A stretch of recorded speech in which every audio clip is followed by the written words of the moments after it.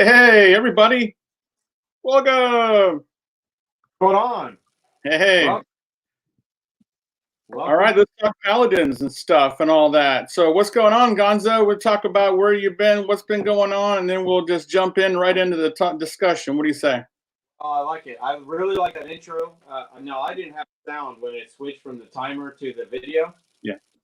because I'm in the StreamYard video. So I'm hoping that in the chat they had sound for that intro. I really like that. That's a lot of good picturesque uh, things in there for sure. And yeah, welcome everybody. Welcome to the D&D YouTube channel where we like to talk about learning together, how to have fun, how to make our game better, more interesting, and more epic, and where we celebrate this hobby that we're all part of. It's a lot of fun doing that. So, and Paladins, boy, we asked our audience for some ideas for Paladins, and we got a couple doozies. But and we're gonna ever comes up, but that was at least the basis for everything. How are you doing through this COVID nightmare that we're all going through?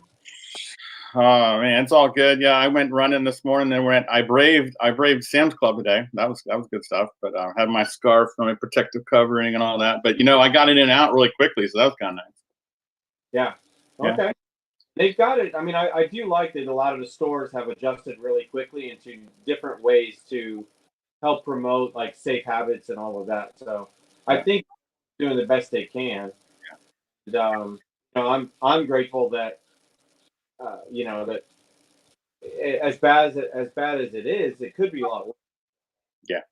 That we're still getting to get along. Now I know in D&D world we don't get to meet up, we don't get to record our videos, we don't get to play. More importantly, without doing it virtually. So things have changed there. But it is what it is, and it's changed for everyone, not just you and I down here in Florida, but Right. all over the whole world. So Absolutely, yeah. I mean, obviously, we're lucky where we live. We're not like New York City, where it got hit pretty hard in some of the big cities and all. But we're over here on the coast, and all's good. So much here anyway. We still have our beaches. Our beaches are back open, so there's that. and I'm really excited. I'm hoping that they open the Keys pretty soon because I'm trying to get a house for about a month down there in July. Right. I don't know what you're gonna do with Dungeon Class. You're on your own, but Yeah. telling you that's my plan. All right. All right. You can record from the boat. You can broadcast from the boat. Yeah. We'll have some dice rolling from a boat in the Keys. I guarantee you, we'll have to do it. Um, You look like you have the shirt for it. yeah, I love this shirt. It's really nothing to it. It's like a silk almost. I'm sure I got it at a Goodwill or a thrift store, but I like Where do you get the batteries for that? the batteries. Yeah, yeah. It's to brighten your day. Look, I'm Gonzo the Exuberant. I see this. Yeah. See, yeah, I remember you being magnificent, and now you're exuberant. So this is you're changing. You're morphing, I guess. You never know. You never know. I change like the winds. The winds of the sea. So Yeah, that you are a changing person. All right, so let's talk real quick. Well, first of all, what have you been doing for fun? Doing anything exciting, fun wise, or? yeah, I one of the main things is I've watched our subscriber count fly up in the last few weeks, and we're up to 800. So Yeah, yeah, over 800. yeah, we just broke through that barrier, and I know that we'll be at 1,000 pretty soon, which is exciting. I don't know what it is about numbers. I know you're goal oriented, and I don't know what it is about numbers, but I really like seeing like round numbers being hit. Right. 50 and then the 100 and then the you Yeah. know. Yeah. And I will say honestly, when we started this channel, I had no idea for all of it, but I really didn't know what it would be like, how we would be received, what kind of community is out there as far as accepting two new guys that just want to talk about this hobby, Right. experiences and gain from that. But it's been a lot of fun all the way around. And if we only had 30 subscribers and still had the same kind of connections that we've already made with people within our Discord, Yeah. then it's already been a win for us. So Yeah, definitely. Yeah, we've like some neat people in our Discord. We run into some people there that we just love and be able to converse. And Discord's kind of new to Gonzo and I, and we're trying to figure this thing out. But boy, we right away some people jumped in and started chatting and started getting games together and like, wow, this is really cool. It reminds me kind of a virtual game store where everyone can kind of hang out and Yeah. talk about their hobby and play. And so I think that's pretty cool. So we like the aspect. Then we looked in our videos and all those things. I mean, that it all comes up in the chat, so be it. Yeah. Yeah.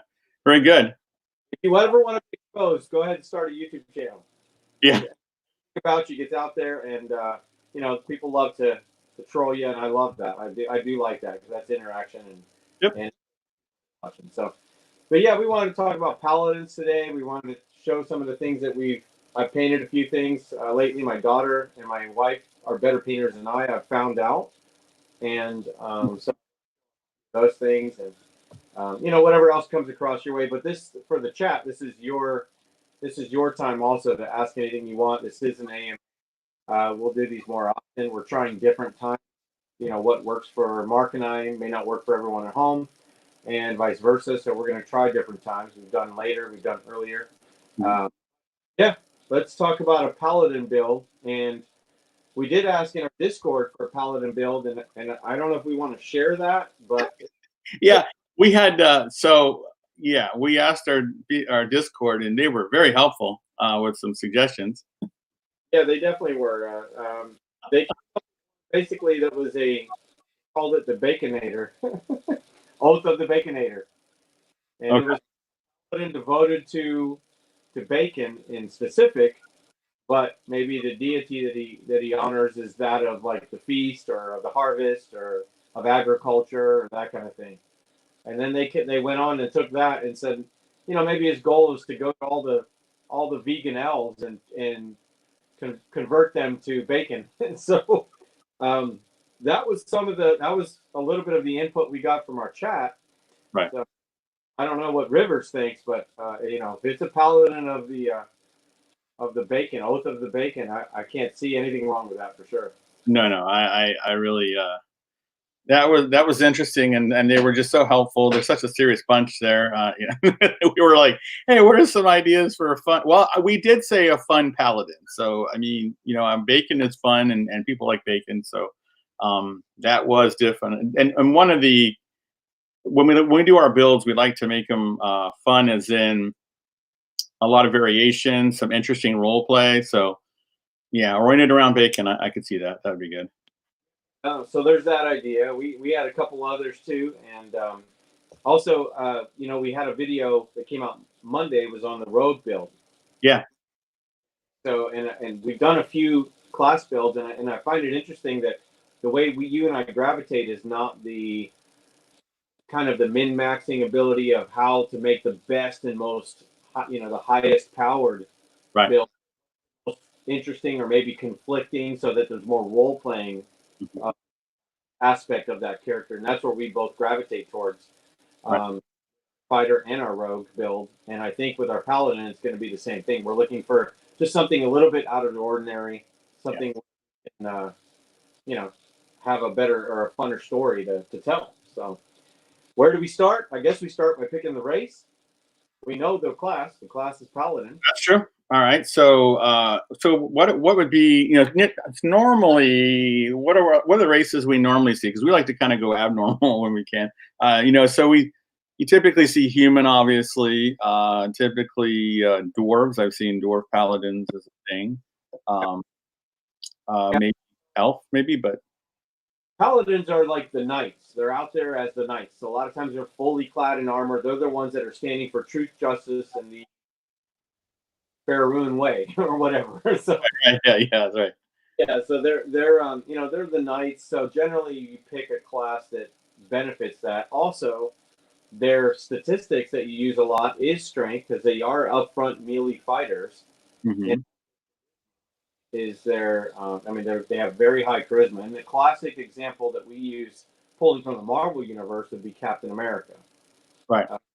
When we picture that, someone who's the leader of the group, off charisma so high, you would pick something. A lot of times it's the taller races. It's those that just stand out. So yeah, I think you're right. Generally, people pick half elf, humans, maybe a dwarven paladin.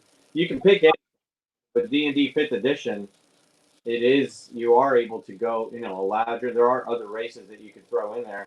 Mhm. He, I think, decided to go with one of the small guys, and I think that we're thinking a halfling paladin. Yeah, yeah, that'd be. You don't see many halfling paladins running around. In fact, you don't see halfling wearing armor that often. Right, right.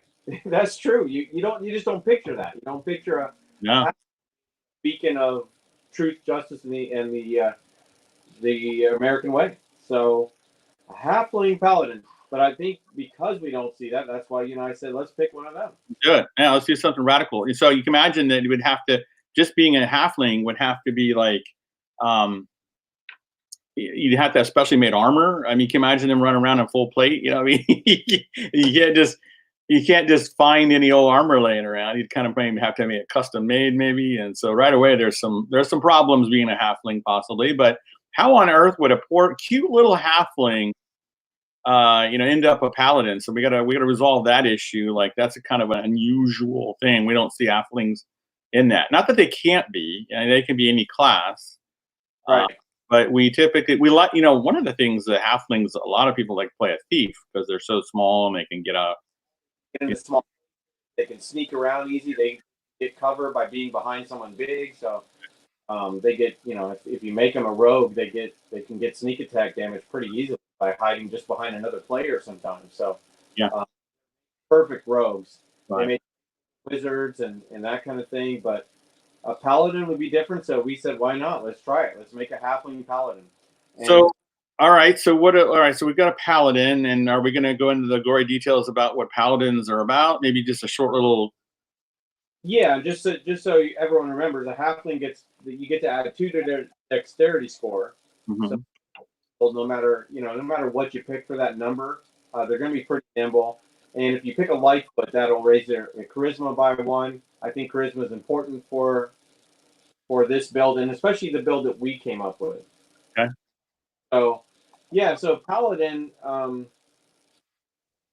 I think we wanted to talk about how Different notes. become a Paladin. What's the story? What would make them? So the paladin. So maybe the story, like how they ended up not just paladin, but what oath they actually Right. ended up on. So our choices for the oath? So paladins take an oath, and they have like like you mentioned, Captain America, truth, justice, and the American way, his motto, and so they have some kind of a mantra or a reason they've taken they've sworn oath of some kind for something. And so your choices, and then we're going to use player's handbook. Our choices, obviously, we have right. So the choices are we have oath of devotion, oath of vengeance, and oath of ancients. Right. And so normally, like the vanilla garden variety paladin, we felt like was the oath of devotion. We kind of see that typically, right? Yeah. That's kind of Captain America. That's Peter Parker, even Spider-Man. He lives by, with great power comes great responsibility. He learned the lesson the hard way, and then decided from now on, anytime I can help, I will, because I have the ability to help. So, yeah, you're right. That's oath of devotion. Um, Oath of vengeance. If we're using comic book terms, that's pretty easy. That's the revenge guy, right? yeah, Punisher. Punisher. That's Batman. Yeah, By a certain code. Um, Punisher is more, I'm going to clean the streets. Batman's more, I'm going to keep Gotham safe, and I'm not going to kill them doing so. I'm smart enough. right. I have I have good enough skill where I'm going to do this without killing because I've seen what death does to a family. So, Right. And then Oath of the Ancients, more of a Fey-based oath. It's they call it the Green Knight. Right. So we wrestled with the Oath of the Ancients for a while. We're like, everything you read about Oath of the Ancients, like, it sounds like a druid, like it's just very druidy. And honestly, like we talked about, one of the things we wanted is fun role play and fun to play. And we felt like it'd be a lot of work to kind of not be a druid. It even talks about decorating your armor with like branches and stuff and things on it, and all this kind of stuff. And it's like everything they describe, their the spells that they get, everything, it all sounds like a druid. So it's like they took a paladin and like, let's mix it with a druid, and that's how they got Oath of the Ancients. But they're sworn to protect the forest and things like that. But that still sounds very druidy, and we were really having a hard time with that. So we threw out devotion. We crossed that one off, and we said, well, it's either going to be Oath of Vengeance and Oath of Devotion. And I think we probably should get to the backstory that would work for this. Okay. To make it, what would turn someone to decide to be Paladin? And you and I were thinking right away is, and with the chat and with the interaction we've had, is that, halfling, what if we had a halfling that was part of a lineage of a family line of halflings that were taking care of a grove or a forested area or something where they planted certain trees and to them and watched these trees grow and then resourced them, and they would create something out of these trees that was rare and specific to only what that wood would give them. So we gave them the background of guild artisan. Yeah. Halfling family group unit, town of halflings, whatever. So guild artisan, and ours is I think we're gonna make her a female because we haven't done that yet. She must be the one that is out there peddling this product. Now I don't know what the product would be. They could be expert carvers where they just use this wood. It's kind of like teak, or something where it floats and it holds the carve really well. It's shiny. Right. This great grove of trees that they've kind of managed over the centuries, maybe, is theirs to take, resource, and sell. And I think that she must be at this point in time, this paladin or this girl is going to be the one that goes out and peddles this stuff and creates all the for this priceless product. Now, what the product is, I don't know. We said carving something. It could be they make furniture. Yeah. Picture frames. I mean, I don't know. Something special though. Something special, a little bit more unique to what they're doing. So, and if anyone in the chat has any ideas for that, let us know. Something special that they would create that they would be selling at a high premium because they can only get it from the group. And she's kind of the salesman for the group. So that would give her the guild artisan background. As the guild artisan, you get a couple skills. Right. I don't have them in front of me, but actually I do. It's right here. And you can pick what it is, but you get and what type of artisan tool. So if it's carving, it's going to be carving, knives and whittling and that kind of stuff. If you're a painter or something like that, then that would be your skill. You also get a proficiency in insight and in persuasion. That would lead to, hey, you really want, I know it's expensive, but this will look good in your store. This will bring your bar. This will bring people into your inn. Right. Will stand out. This statue, only get it from us. So powers of persuasion are high, and being able to read people, her insight is high. Mm-hmm. That also maybe knows a few languages. She gets another language from this background. As she travels around peddling these things and creating bartering and creating deals. So I like that. Now what there always has to be a reason why you do something, why you choose to be an adventurer. Right. What they were, we want to know the why and then where they're going. So, okay. Guild artisan. Why? Something's got to happen to that grove. Something's got to happen to those trees. It's either bought, by someone with a lot of power and money and doesn't. Right. Maybe the dad has a gambling problem and lost it. Right. Or we talked about the idea of maybe expansion, maybe Baldur's Gate or Waterdeep is expanding. And maybe that's because we live in Florida. The idea that housing market, they're expanding, the rich people need some nice houses. So they just bought up these protected forests even, and that really struck a chord for her. Yeah, eminent domain. It's like, yeah, we know you don't want to leave, and we know these are to you, but we're taking it. We're giving you what we think is a fair price. You have to take it. Yeah. that, and this would be up to you as you when you're developing your character. I like that one. I think that's pretty good. Would that be enough to turn her into a paladin where she would devote her life to a cause? Maybe it has to be a little more drastic where, well, that would be pretty drastic. I mean, if a whole family of halflings is made to relocate and they can't make their, something that they've learned over centuries and passed on generation to generation, that Well, would be. they chose not to sell. They're like, no, we're not selling. We've been here for generations. And then in the night, someone burned down the forest anyway. So there's no reason to stay. So now, triggered, so. So then, which path would that have her be? Would she choose the one of vengeance, where she retribution for those that unjustly pushed them out of this lifestyle, or would it be one of devotion, where she wants to stand for injustices in general, and just anytime she sees an injustice because it hits home to her, it becomes something that she cannot stand. You know me. I lean toward the Punisher and the Batman, the vigilante kind of thing. But I could see, imagine a little firebrand of a halfling who's fired up about vengeance. Talk about not your normal kind of paladin, already a halfling paladin, but then swearing vengeance on all Right. of those who crossed us and kicked our family out. And um, Little rocket raccoon kind of thing, yeah.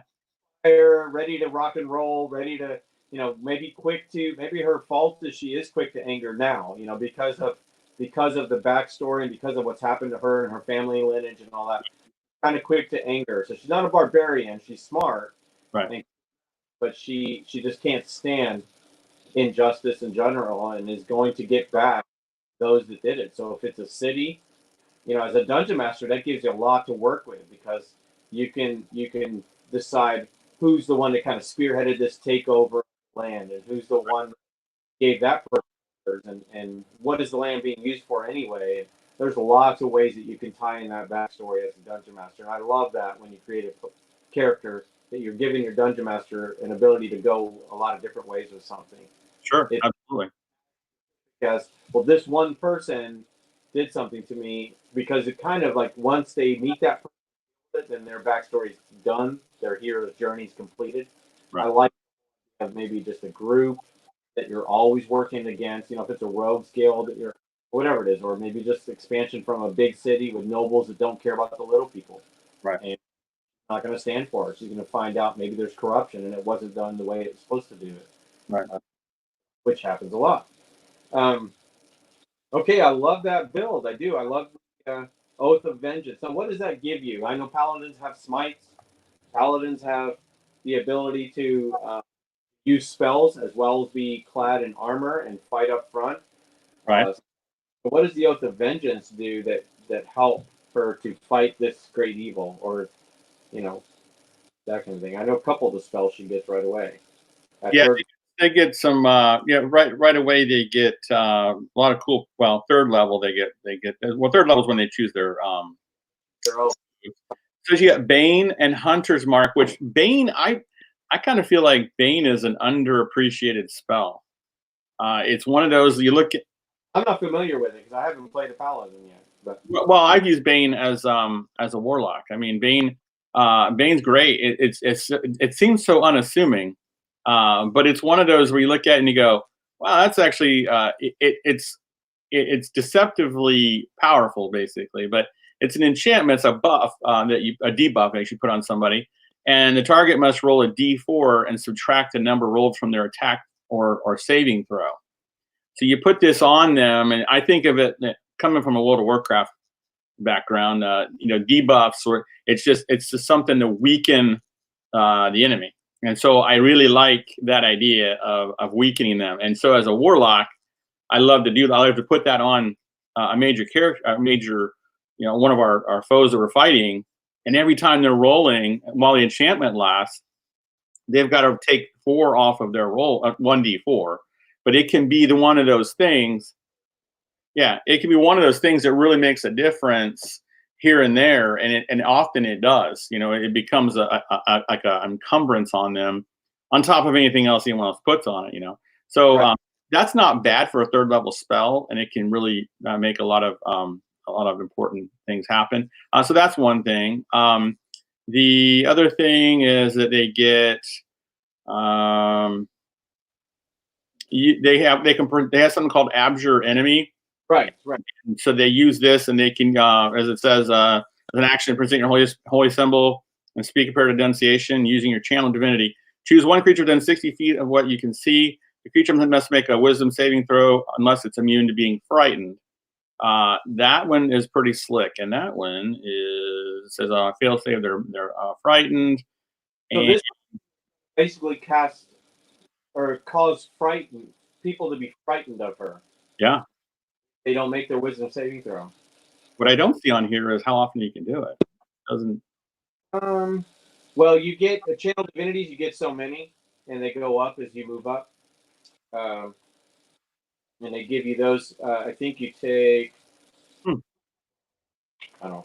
I don't know off the top of my head, but Yeah, I'm looking at it. It doesn't really say. Usually, I'm looking for a line that says you can do this once a day and or after a short rest or a long rest, but it doesn't say any of those things. So it's part of your action. So that would be, I guess, if you want to frighten something as one of your actions, you can attempt to frighten someone with your holy symbol, which I can see that's a choice. Do I fight or do I try to frighten them? That is a thing. But so that's third level, and then as they get higher, I like this here. Seventh level, your supernatural focus helps you close off a foe's retreat. When you hit a creature with an opportunity attack, you can move up to half your speed immediately after the attack as part of the same reaction. This movement doesn't provoke opportunity attacks, but I like the cuts off their retreat. So it's like, yeah, you're not going anywhere. You're staying with me. pretty angry. Our half paladin Oath of Vengeance is pretty angry. She's got some high charisma scores. We Yep. want to give our advantage, and she'll use that for intimidation. She'll use that to frighten others. Right. They may take her for granted because she is small. Right. I mean, you're walking around in a room full of giants and everything else, and they may overlook this little halfling, and then quickly just figure out they shouldn't have. Right. And she can have a commanding presence to her, almost frightening to a lot of people, especially her whoever she's after. The person that she really is upset with, or the group, I should say. So I agree. I agree. All right. So that's our build. Anyone? So any other? Let's throw it out to the chat. Anyone have any ideas they want to add or any questions they want to ask us? Dale's in there. I thought he's the one that brought up, or at least commented on the Baconator Paladin. So yeah, we already discussed that, Scale. For that earlier. I know he just popped in, but we're welcome. That's another build we'd have to do on a different day. But someone who's out there preaching the benefits of bacon, I mean, you can't pass that up either. So, well, maybe that cleric build that we're working on, food oriented. yeah, maybe it could be a subclass or something like that. I don't know. Yeah. Yeah, we're working on a top secret build that's cleric and has some food aspects to it. So we're working on something there. We're cooking something. You see what I did there? Cooking something up. Yeah. Anyway, all right. So any questions from the group there? I'll just we'll talk about something. You throw in your questions, and we'll drag those into the conversation as they come up. Any questions? In fact, any questions at all? Anything you want to throw in? Ideas for a build? Maybe you had another idea for a background or another kind of paladin. I know I kind of threw out the gauntlet out there across Twitter, and everybody has any ideas to come with ideas. So if anyone wants to share those, now would be the time to do that. But while they're doing that, let's talk about what little bit of news we have, right? Yeah. In the D&D world, right? Like, so we're really scraping for news, So as in, like, that book that was going to come out, Theros? Yeah, it's been pushed back. Yeah. Yeah. So that's the kind of news we're getting now.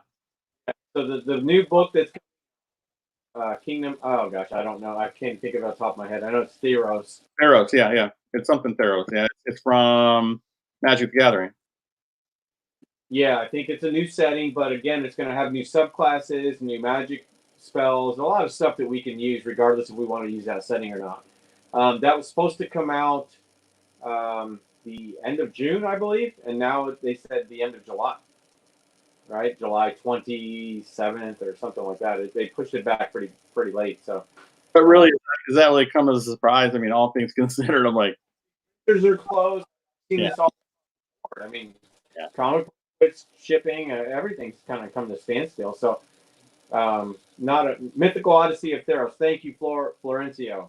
yes, Yeah, and he's right. It's a critical mention. It's only the physical copies delayed because they're still going to put out the PDF.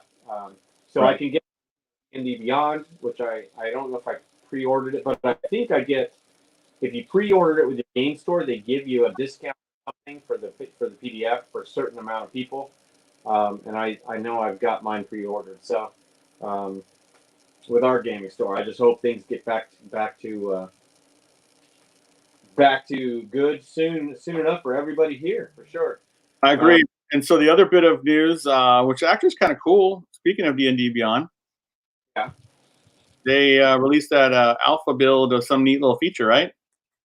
they did. They have a dice rolling app in there, and I don't know those of you that are watching now with us or on a replay. I don't know if you've used D&D Beyond yet, but if you haven't, I would suggest. And I'm not a big one for electronics at the table, but I would suggest popping into D&D Beyond. It's a really easy and efficient way to create a character.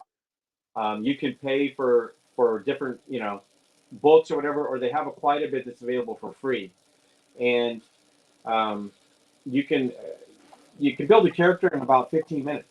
Like Oh, it doesn't all because they do all the math for you, yeah. and you just class, you pick what race, you either roll for stats and then put those in there manually, or you can take the standard array or whichever way you want to. So Which 15 minutes before every game that we start, that's what's happening. yeah, exactly. Beyond. Characters. So I really like the app. I really like it. I use it a lot. We should point out, not a sponsor yet. Not a sponsor yet. D&D Beyond. Yeah, so we'll push them even though they haven't asked us to yet. But I don't mind doing that because I think it would enhance most people's games uh, in some way. And now they added a dice roller thing where you just type in 2d20 plus one, and you'll physically see on your character screen Yeah. on your 2d20s roll, and then it gives you the total. So that kind of thing. So All the money you'll save on dice. hey, Oh, wow, look at that. Live action. Hey, how you doing? well, my wife just got home from out west, so All right, she made it back safe. made it back safe. Yeah, we're back together again. So she had to drive across country, but Cool. didn't stay. Slept in the car. Wow. But yeah, it worked out good for my family. So that's good Good. news. Yeah. So all the money you'll save though from all the dice. I mean, that's going to save a lot of money right there because now you don't have to buy dice. And I Yeah. know people aren't going to buy dice because there is a limit to how many dice you can. No, there's not. There's not. I have so many. I Like I say have. that in jest. If you're new to this game, dice can be an addiction. You start off with a cute little set, and the next thing you know, you see, oh, those look really cool for my warlock, or those look really cool for my rogue, and yeah, there's Do you want to Calais the blind pin his comment in there? I think it's a good idea. If you see it on, yeah. So he's yeah, talking about on, and he says it is so nice. It allows you to connect characters and campaigns and share homebrew stuff. That is where we've really used it. Remember, we talked about in our rogue or one of our videos, we talked about Ben's trap making homebrew character that he right, was able to be on because it was in there. They right, have a ton of stuff that you can just accept as part of your campaign, and then stats are filled in for you. So it's not like you have to physically do a lot of the figuring out and adding the proficiency bonus and all this. yeah, It keeps spell slots, keep track of your beast. You're a druid and you're shape changing into a beast, or if you have a ranger and you have a beast companion, it keeps track of all your equipment and armor and magic stuff. yeah. Real so. in your conditions, frightened and blinded, all that stuff can be all tracked on there. As for the homebrew stuff, it's really cool because if you want to tinker around and make your own homebrew character idea, you can do that right in there and drop it in and share with other people. Actually, share with people go around the world. Actually, you could put homebrew. Maybe you have an idea for a magical item. You can homebrew one and throw that in there, and whatever you homebrew can be shared with your campaign group or the world, depending on how you want to set that up. And it's right in there. So yeah, it's really, I think for people homebrewing, it's really invaluable for to be able to put that together, and you have all those materials right there at your fingertips. And so, for those who don't know, it's relatively, as far as the books go, they're right on par with what you pay for a physical book. You can buy the books and keep them in there. There is a free part of it that you can do a heck of a lot in there for free. There's a couple subscription item ideas in there if you want to add some more features and share with your party. Your if you're DMing a group, you can share the stuff with your group. All those kind of things. So there's different things in there, and they do make money off of it here and there, for sure. But They do a great job. they do. I mean, really, at first I was like, in the very beginning, it was just basically digital copies of the books that you bought. In the beginning, yeah, and they keep adding to it, so the value of it keeps going up and up, which is really slick. So yeah, I really like that a lot. Yeah, I agree. Hey, so we've had some people join in the last 5-10 minutes or so. I wondered if I wanted to show off a couple things, um, since I have this forum and I can show it off. Oh, you show off. All right, show off your stuff. I want to show off my stuff, but what if we play that intro? I just love that video, and then we'll show some stuff off and All right, here we go. close the work. Here we go.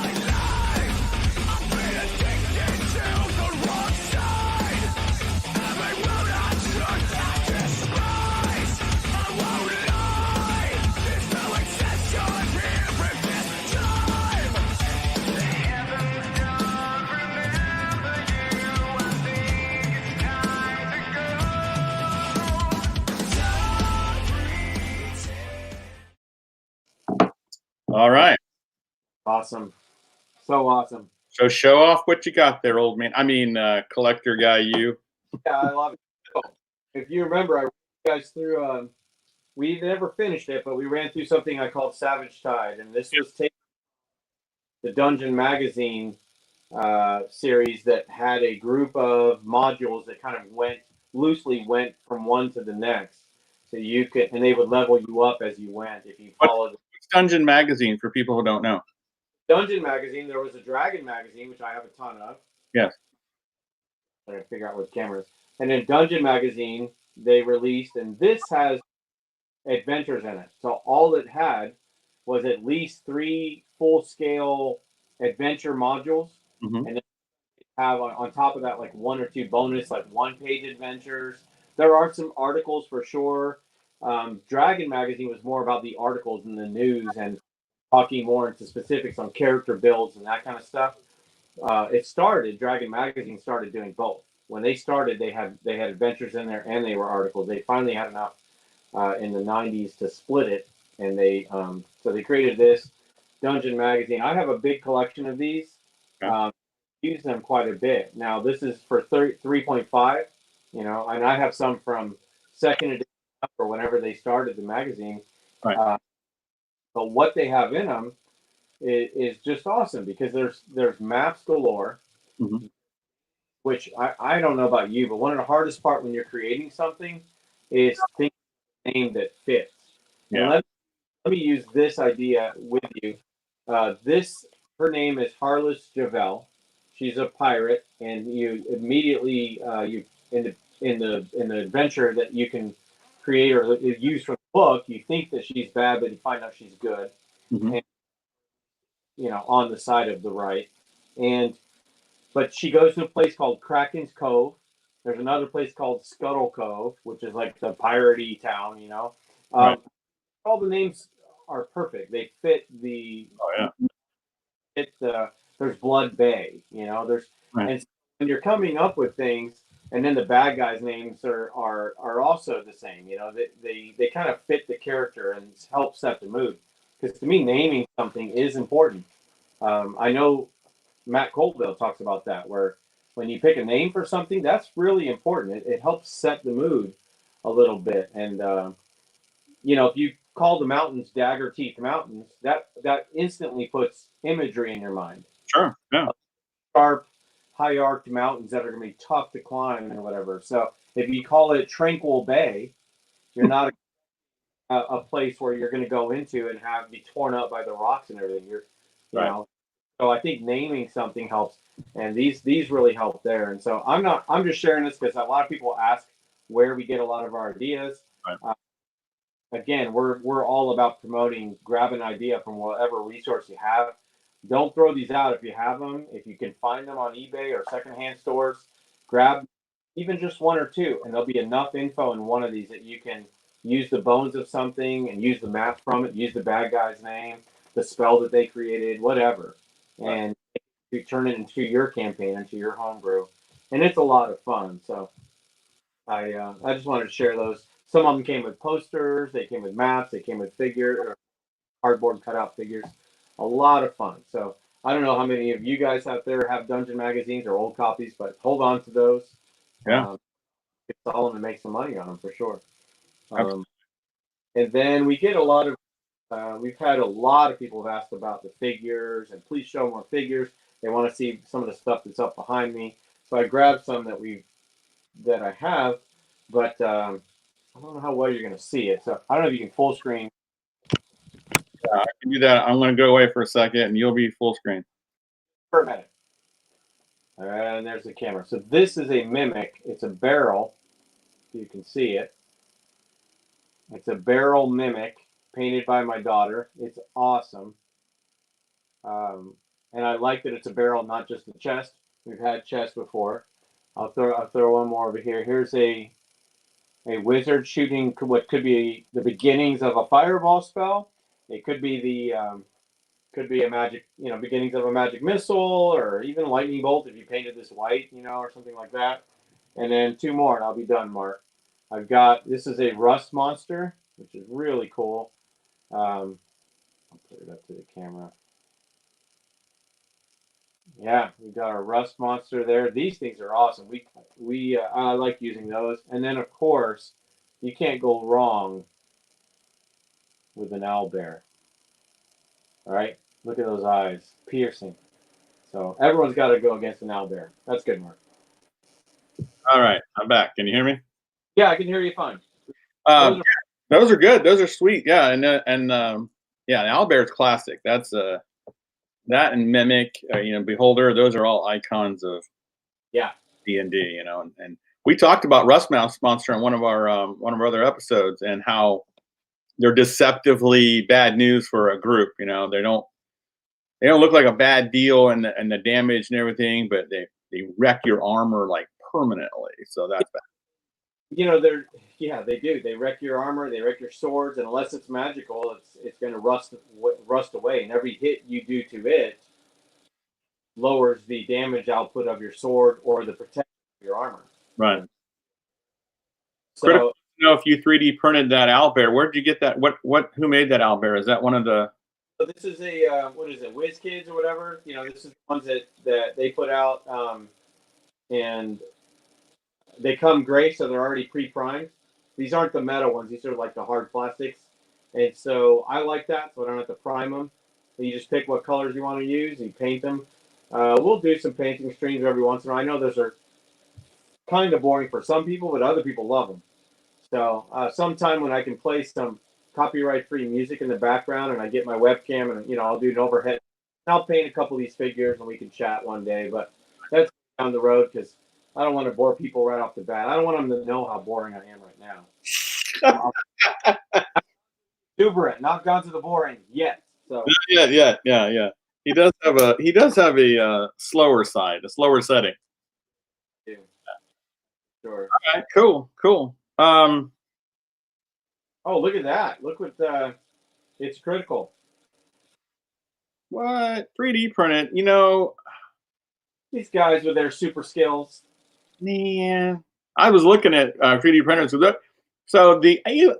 For the longest time, I'm a techie, and yet for the longest time, I couldn't even wrap my brain around a 3D printer. It was like the most foreign thing to me. I was like, what? That's like a whole nother. That's another D. I'm always used to 2D printing, and what would you do with the 3D printer? And then I saw people printing minis with it. I'm like, oh, yeah, How awesome is that? yeah. I think in the future, Dungeon Class may need to invest in a 3D printer. Yeah. Well, is if everyone that's in here watching right now hits the like button on our YouTube thing. Just hit the like, smash that like button, the thumbs up. Go. That'll help us get our 3D printer one day. There you go. That's right. And we will promise to paint them and show you what we came up with. Yeah, absolutely.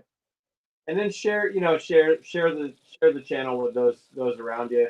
Let other people know about us. So, There's your plug for Dungeon Magazine. enjoyed using them when I had a short amount of time during the week and didn't have something prepared for a game. And that's what you and I have talked about, is that this kind of thing is great for crud. The guys are coming over in 2 hours. I need something. Yeah. Call it word for word. Very rarely do DMs do that. At least there's the bones of enough of an adventure where to get your mind, you can together the parts and make it more interesting for your group. Because you can always tie something into one of the backgrounds of the players, and then they never realize that you just took something from an old 14-year-old magazine, or 30-year-old adventure module. So that's awesome that he has some. Yeah.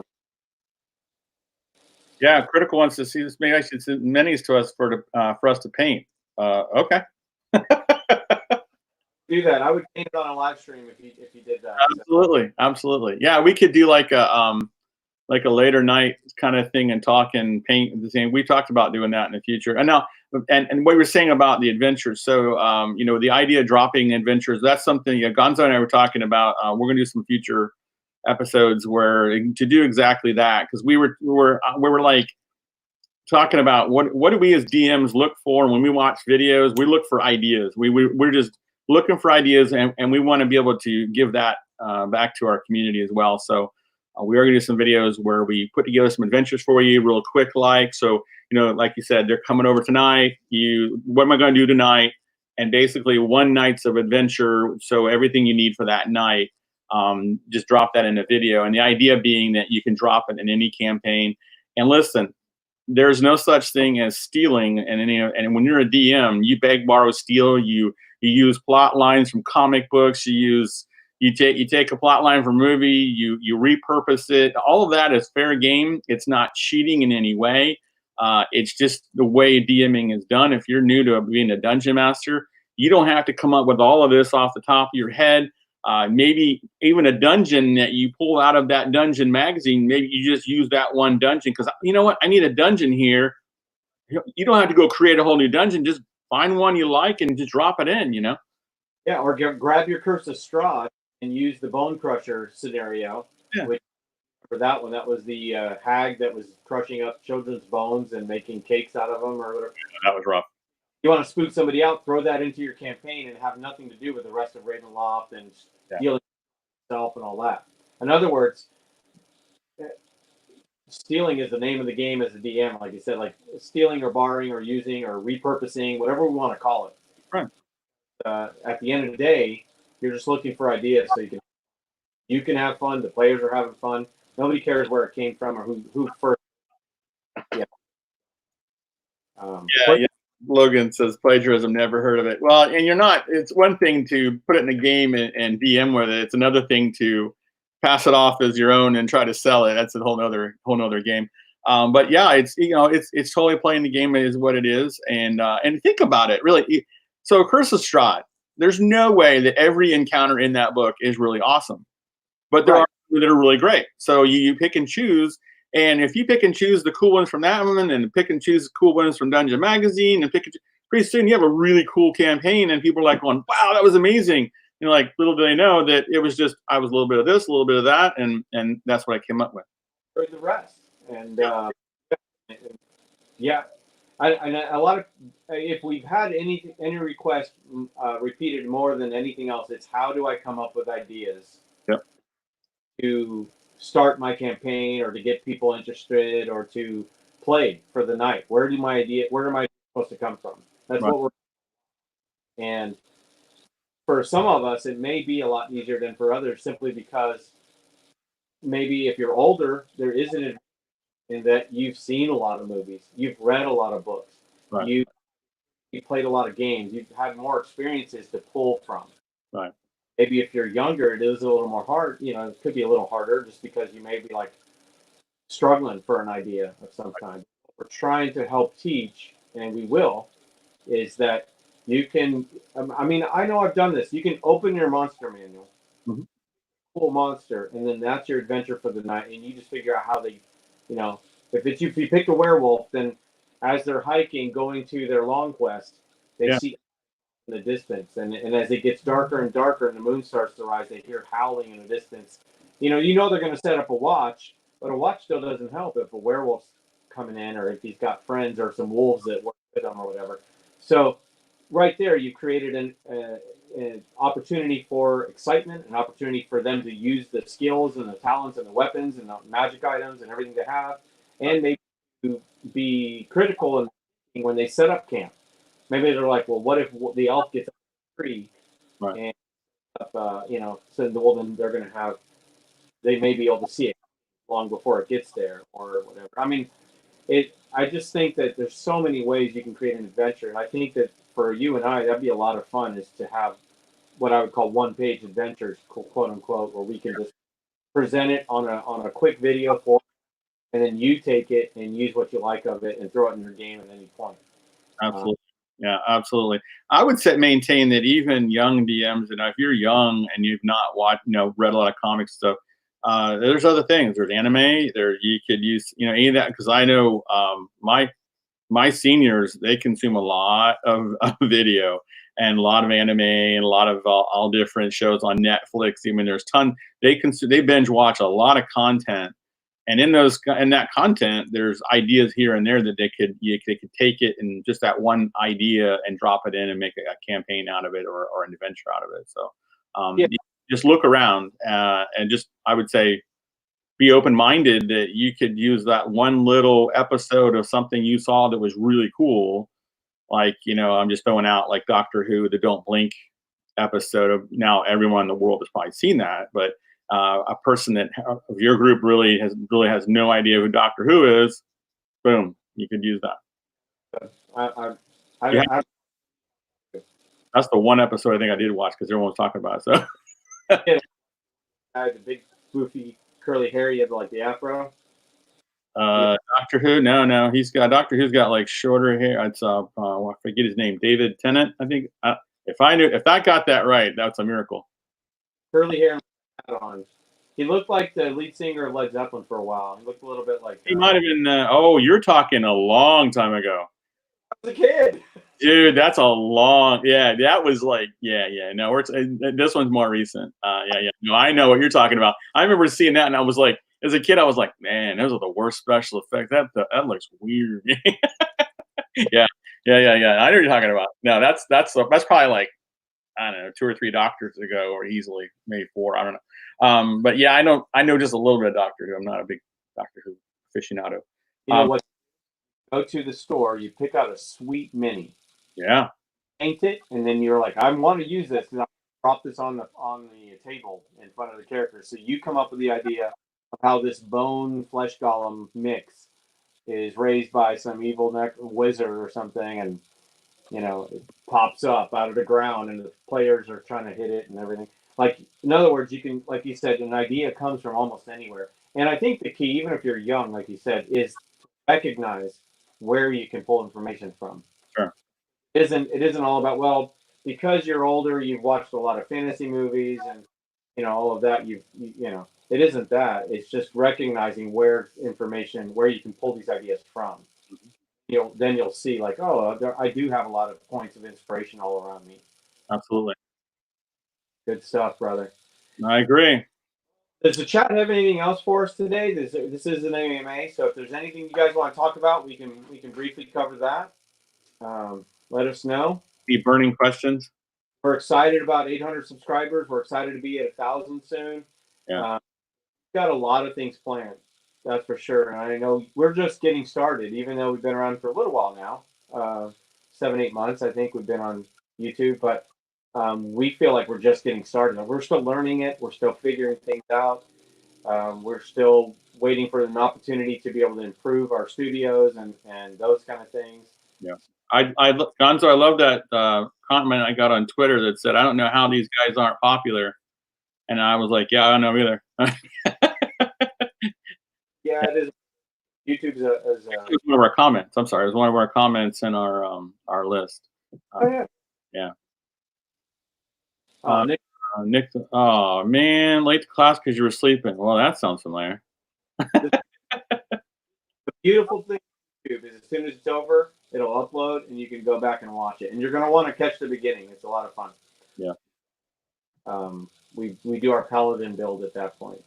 All right, looks like chat's pretty quiet today. I don't see any questions from anybody. Yeah, COVID's got their tongue. So it is what it is. So detention. Oh boy, yeah, things are going rough. Things are getting rough. Hey, take care, everyone. We really appreciate you here. We appreciate you watching our videos. We appreciate you sharing, whether you do it on Facebook or Twitter or Instagram or whatever. Just let people know about Dungeon Class, because this really is a learning atmosphere for all of us. And the classroom setting is where Mark and I are learning from you guys as much as you learn from us. And we enjoy it so much. It's a great hobby, and we want to spread the wealth and that kind of thing. Also, if you want to continue conversation and want to have some more conversations like this about D&D and ideas and all, head on over to our Discord. Right up there is the link there, and I also put that in chat. I think I have it set to. Oh, I do. Good. Are you over to the Discord chat? Have I gone over Discord chat? I mean, are you doing that right now, or are you going to be in there later on? I'll be in there later. Absolutely. I'm going to go right in right now. So kind of like an after party, you know. Okay, kind of, yeah, right? Right. All right. So My family just got home, so I won't be in there for a little while, but I'll catch up. yeah, I'll be in there. All right, brothers. Love you guys. We love our fans. We love YouTube and everyone involved. So For that. class dismissed. Oh, wrong one. Wait, where'd it go? There we go.